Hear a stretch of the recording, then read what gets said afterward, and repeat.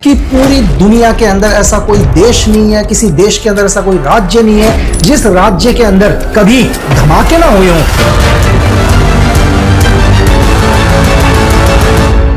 इस पूरे विश्व के अंदर ये पहला इंसिडेंट हुआ था हिंदुस्तान में, जब पूरे विश्व को पता चला था कि फ्लैश आईडी होती है। अब नक्सलाइट ने क्या किया, उनको ये पता चलेगा कि चंद्रबाबू नायडू का आने का यही रूट है, दूसरा रास्ता नहीं है। उन्होंने क्या किया, जैसे आपने इजराइल का एक इंसिडेंट सुना, पेजर बॉम्ब, पेजर आईडी, जो उसने हमास के ऊपर किया था, हिजबुल्लाह के ऊपर किया था, आपने सुना होगा। जिसने भी वो बॉम्ब बनाया था, 3 चीज तो पहले से एक्टिवेट थे उसमें, उसने और ये टेक्नोलॉजी से पूरी दुनिया हिल गई थी। जिस तरह से पोस्टमार्टम होता है ना, उसी तरीके से धमाके के बाद पीबीएस होता है, क्योंकि एक्सप्लोजिव से आदमी सिर्फ एक ही बार गलती करता है, क्योंकि दोबारा गलती करने में बचता ही नहीं है। कि अगर आप अपने जीवन में 2 चीजें छोड़ दो तो आप तक एक्सप्लोजिव का धमाका नहीं पहुंच सकता। 2 चीजें, दुनिया का कोई भी आदमी, कोई भी सोल्जर, कोई भी स्पेशल फोर्स का कमांडो, कोई भी स्पाई, कोई भी एजेंट अगर हथियार के साथ गलती करे तो माफी है यार, लेकिन अगर एक्सप्लोजिव के साथ गलती करे तो माफी नहीं है। मैं ऐसा क्यों कर रहा हूं, क्योंकि एक्सप्लोजिव से आदमी सिर्फ एक ही बार गलती करता है, क्योंकि दोबारा गलती करने में बचता ही नहीं है। यार आज हम बात कर रहे हैं एक्सप्लोजिव की, बॉम्ब की, आईडी की, सब अलग अलग चीजें हैं यार। मैं आपसे एक चीज पूछता हूं कि अगर सपोज करो कोई आदमी की डेथ हो जाए, तो ये कैसे पता चलेगा कि वो आदमी एक नेचुरल डेथ में है, उस आदमी ने सुसाइड किया है, कि एक्सीडेंटल डेथ है, या उस आदमी की हत्या करी है। दुनिया का कितना भी एक्सपर्ट आ जाए, वो देखकर नहीं बता सकता यार। शायद सर में चोट लगी हो, पेट में चाकू घुसा हो, गोली पड़ी हो, आप ये नहीं कह सकते कि ये मर्डर है। हो सकता है गलती से फायर हो गया उसी से, हो सकता है वो गिर गया हो, चाकू लग गया हो सकता है वो कहीं पर स्लिप हो गया, उसके सर में चोट लग गई हो। तो आप देखने से नहीं बता सकते कि ये मर्डर है। ये कब प्रूफ होगा, जब पोस्टमार्टम की रिपोर्ट आएगी कि ये नेचुरल डेथ है, एक्सीडेंटल डेथ है या हत्या है। तो जिस तरह से आदमी के मरने का पता चलता है पोस्टमार्टम से, कभी आपने सोचा है यार कि पूरी दुनिया के अंदर ऐसा कोई देश नहीं है, किसी देश के अंदर ऐसा कोई राज्य नहीं है जिस राज्य के अंदर कभी धमाके ना हुए हों, यानी कि ब्लास्ट ना हुआ हो। अब ब्लास्ट हो गया, ये कैसे पता चलेगा कि ये कौन सा बॉम्ब था, इसको बनाने वाले आदमी का दिमाग कैसा था, वो कैसा सोचता है, वो भविष्य के अंदर कितना खतरनाक हो सकता है। कि सोचो कि किसी जगह पर किसी आदमी ने कोई आईडी लगाई हो जिससे कई लोगों की जानें चले गई, लेकिन आपको पता है जिसने वो आईडी बनाई है वो हजारों किलोमीटर दूर बैठा हुआ है। तो वो इंसान कितना डेंजर हो सकता है जो हजारों किलोमीटर दूर बैठकर किसी भी जगह को नुकसान पहुंचा सकता है, वहां के लोगों को नुकसान पहुंचा सकता है, वहां की संपत्ति को नुकसान पहुंचा सकता है। अब इसी को बोलते हैं पीबीएस, पोस्ट ब्लास्ट स्टडी। जिस तरह से पोस्टमार्टम होता है ना, उसी तरीके से धमाके के बाद पीबीएस होता है। कभी इसको बोला जाता था इन्वेस्टिगेशन ऑपरेशन, आज हम इसको बोलते हैं पोस्ट ब्लास्ट स्टडी। कई देशों के अंदर इसको क्या बोलते हैं, बायो ब्लास्ट इन्वेस्टिगेशन ऑपरेशन।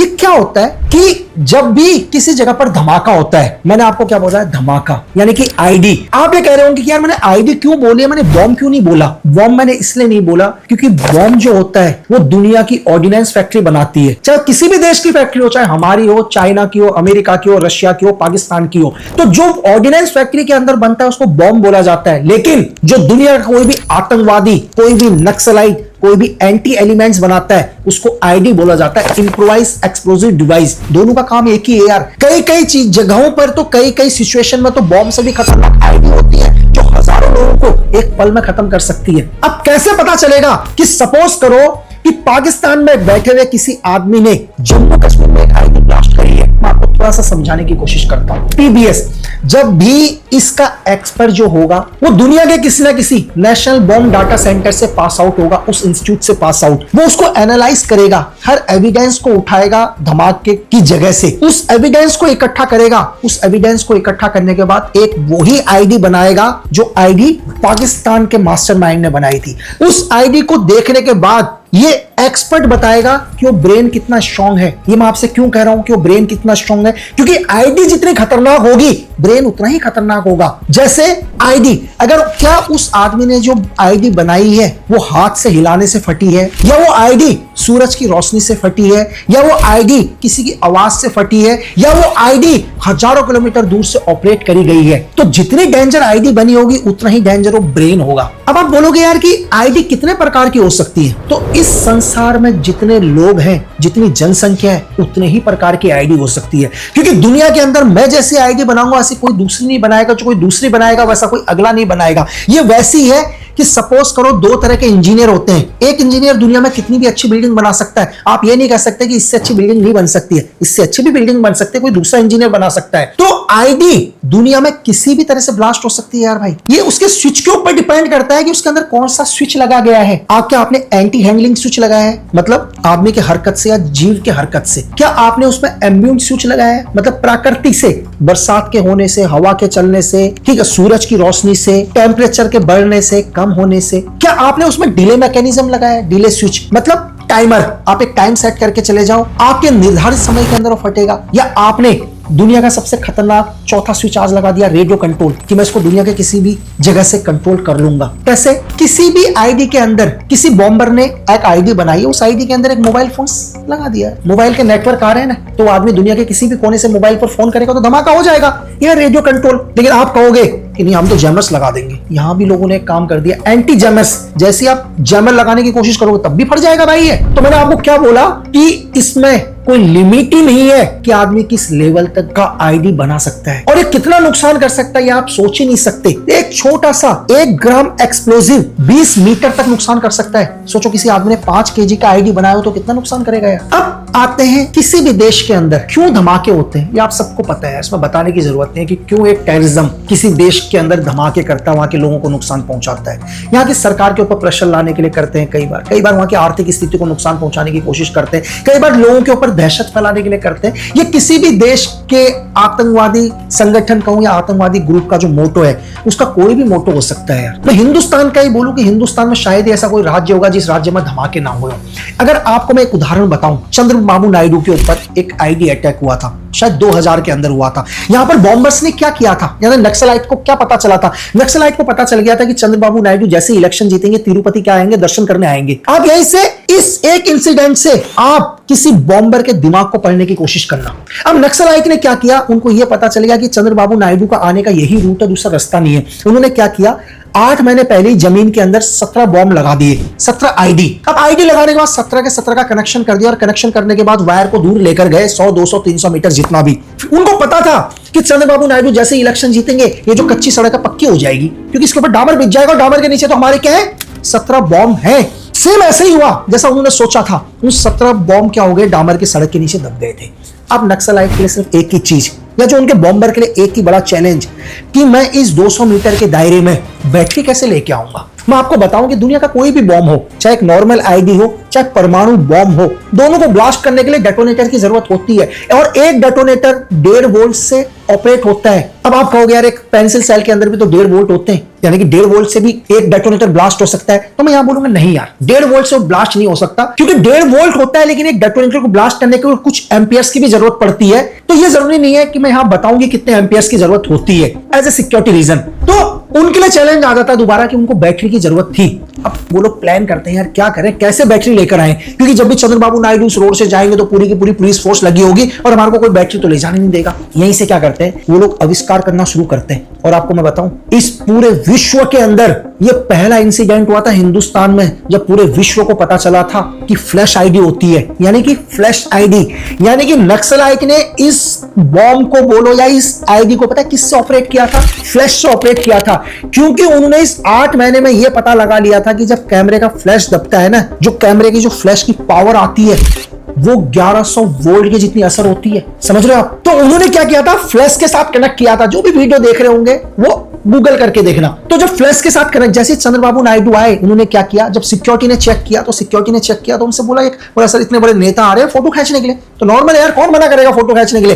कैमरे को स्कैन किया गया, पूरा कैमरा ओके था। उन्होंने क्या किया, उन तारों के साथ फ्लैश को कनेक्ट किया। जैसे चंद्रबाबू नायडू की गाड़ी आई, फ्लैश ऑन किया और एक धमाका हुआ। यहां चंद्रबाबू नायडू की किस्मत अच्छी थी कि जिस जगह पर उनकी गाड़ी थी वहां के 9 बॉम्ब नहीं फटे, 4 इधर के फटे, 4 इधर की, यानी कि 8, बीच के 9 नहीं फटे। लेकिन फिर भी धमाके का असर कितना था पता है, गाड़ी बुलेट प्रूफ गाड़ी 6 फुट ऊपर गई है। ड्राइवर ऑन द स्पॉट खत्म हो गया, बॉडीगार्ड ऑन द स्पॉट खत्म हो गया। चंद्रबाबू नायडू भी 6 महीने आईसीयू के अंदर रहे। मैं यहां से क्या कह रहा हूं, एक बॉम्बर का दिमाग देखा आपने, और पूरे विश्व को पता चला कि फ्लैश भी आईडी थी। ये सब हमें कैसे पता चला? वही same PBS post blast study किया गया था, हर एविडेंस को इकट्ठा किया गया, तो क्या हुआ? एक नई फ्लैश आईडी बनी। तो मैं ये कह रहा हूं आपसे कि दुनिया के अंदर कोई भी धमाका होता है, सिर्फ हमारे हिंदुस्तान में ही नहीं, दुनिया के किसी भी कोने में, उस धमाके के बाद की जो कार्रवाई होती है ना यार, उस कार्रवाई को पीबीएस बोला जाता है, बायो बोला जाता है। यहां पर हमारा एक्सपर्ट कहो, हमारा ऑफिसर कहो, उस जगह को देखकर एक नया आईडी बनाता है और उससे ब्रेन पढ़ने की कोशिश करता है कि ये ब्रेन कितना खतरनाक है। जैसे तिरुपति का ये पूरा का पूरा स्टडी किया गया, इससे पता चला कि हिंदुस्तान के अंदर एक ऐसा बॉम्ब बन चुका है जो फ्लैश से चलता है। और दुनिया के अंदर बहुत उदाहरण है यार, अगर मैं बताने लगूं तो शायद जिंदगी कम पड़ जाए। आपने दुनिया भर के सुने होंगे, आपने कुकर बॉम्ब सुने होंगे, आपने साइकिल बॉम्ब सुने होंगे दुनिया भर के अंदर। जैसे आपने इजराइल का एक इंसिडेंट सुना, पेजर बॉम्ब, पेजर आईडी, जो उसने हमास के ऊपर किया था, हिजबुल्लाह के ऊपर किया था, आपने सुना होगा। वो भी क्या था? सेम यही चीज थी। सेम क्या है? मैं नहीं बोल रहा हूं कि वो मोसाद ने किया, लोग बोलते हैं कि मोसाद ने किया, लेकिन जिसने भी दुनिया में किया उसने भी क्या किया? उसने भी पेजर के अंदर क्या कर दिया था? पहले से ही क्या कर दिया? आईडी लगा दी, मतलब एक्सप्लोजिव और डेटोनेटर लगा दिया। उनको पहले से क्या था? तो पेजर के अंदर बैटरी की तो जरूरत नहीं है, ये वही बैटरी जो भी चंद्रबाबू नायडू के लिए मैंने जो बोला था फ्लैश में काम आई थी, बैटरी तो ऑलरेडी यार पेजर के अंदर रहेगी ना, क्योंकि आप पेजर को चार्ज में लगाओगे। लेकिन बहुत सारे लोगों का एक ही क्वेश्चन होगा कि यार एक ही साथ धमाके कैसे हुए? मैं उदाहरण के लिए बता देता हूं, बहुत छोटी सी चीज। दुनिया में किसी भी आईडी को बनाने के लिए सिर्फ 4 चीजों की जरूरत होती है, ठीक है? अब मैं 4 चीजें नहीं भी बताऊंगा तब भी चलेगा एज ए सिक्योरिटी रीजन, कि सपोज करो कि हम 4 लोग हैं, स्विच 4 मान लो, हम 4 लोगों ने हाथ पकड़ लिया, ये एक कंपोनेंट है, ये एक मैकेनिज्म है। तो 4 में से क्या है कि जिसने भी वो बॉम्ब बनाया था, 3 चीज तो पहले से एक्टिवेट थे उसमें। उसने स्विच को एक्टिवेट नहीं किया, उसने स्विच को होल्ड करके रख दिया। स्विच सबसे इंपॉर्टेंट होता है किसी भी आईडी का। मैंने स्विच क्या बोला अभी थोड़ी देर पहले आपको बताया कि एंटी हैंडलिंग, हरकत से फटता है, एम्बिएंट प्रकृति से, तीसरा मैंने आपको बोला डिले, चौथा आपको बोला रेडियो। ये 4 ही स्विच होते हैं यार।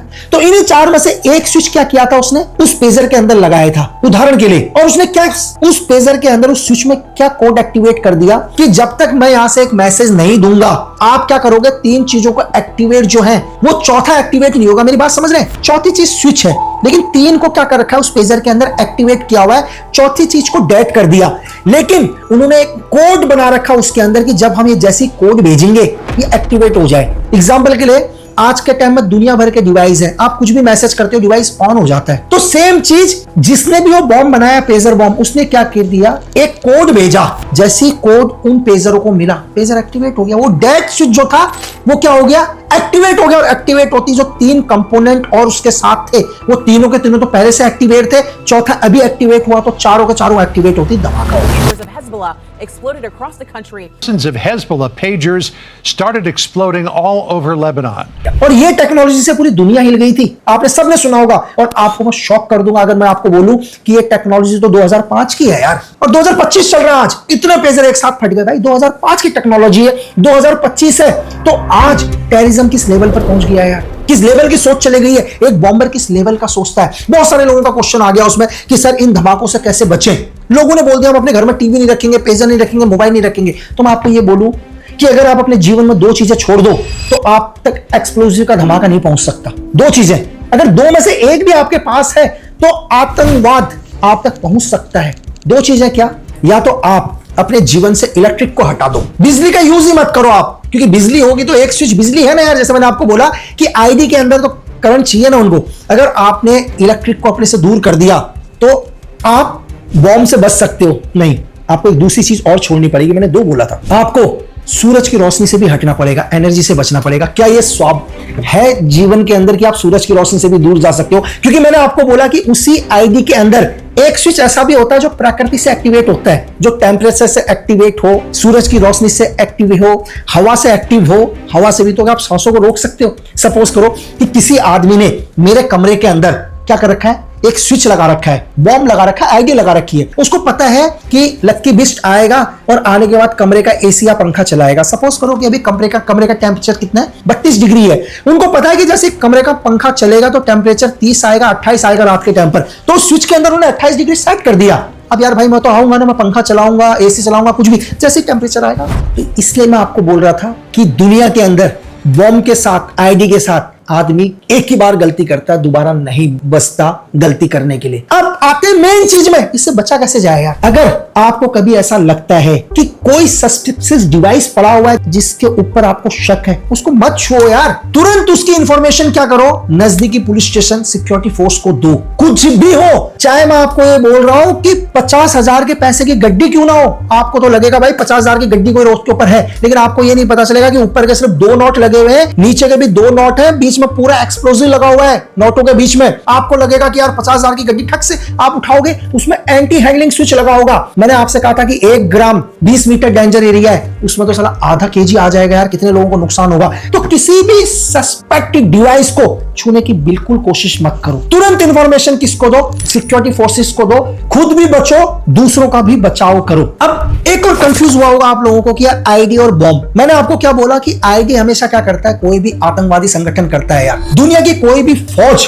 आईडी नहीं बनाती। आईडी हमेशा कौन बनाता है, एंटी एलिमेंट्स, आतंकवादी, नक्सलाइट, माओवाद, जो भी है। लेकिन सिक्योरिटी फोर्सेस क्या करती है, इन आईडीज को डिफ्यूज करती है, पीबीएस करती है, post blast study, blast investigation operation करती है कि किस तरह से ये बॉम्ब बनाए गए हैं, ताकि इस पूरे के पूरे आईडी को रीड किया जा सके, हर एविडेंस को कलेक्ट करने के बाद उस ब्रेन तक पहुंचा जा सके जिस ब्रेन ने इस तरह की खतरनाक चीज को बनाया है, और उसको उसके सही जगह पर पहुंचाया जाए ऊपर। क्यों? क्योंकि देश प्रेम से बड़ा कोई धर्म नहीं।